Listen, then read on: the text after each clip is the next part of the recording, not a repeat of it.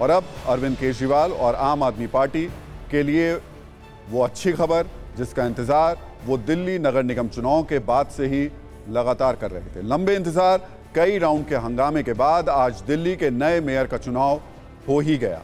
आपकी शैली ओबरॉय दिल्ली की नई मेयर चुनी गई हैं। मेयर के चुनाव में कुल 266 वोट पड़े, जिसमें आम आदमी पार्टी की शैली ओबरॉय को 150 और बीजेपी की उम्मीदवार रेखा गुप्ता को 116 वोट मिले और 34 वोटों से जीतकर शैली ओबरॉय दिल्ली की मेयर बन गई। कांग्रेस ने इस चुनाव में हिस्सा नहीं लिया। 39 साल की शैली ओबरॉय पेशे से प्रोफेसर रही हैं। खास बात यह कि वो पहली बार पार्षद चुनी गई, मेयर चुनी गई। शैली ओबरॉय 2013 में आम आदमी पार्टी से जुड़ी थी।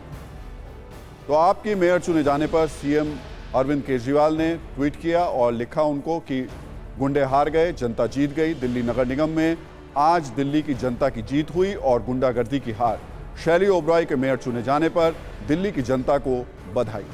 दिल्ली का मेयर चुनाव काफी दिनों से टल रहा था, लेकिन आज ये चुनाव हो गया और दिल्ली को मेयर मिल गया। लेकिन मेयर चुनने की प्रक्रिया कितनी लंबी चली, इसमें किस तरीके के हिंसक और कानूनी मोड़ आए, इस पर हमने आपके लिए एक छोटी सी रील तैयार की है, उसे देख लीजिए।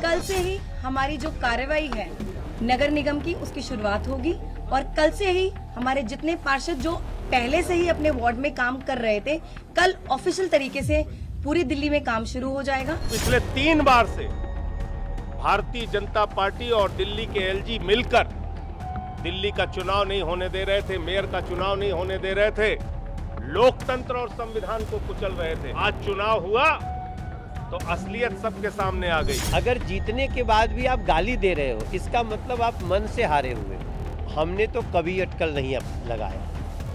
अटकल और अड़चन दोनों आम आदमी पार्टी की तरफ से लगाए गए।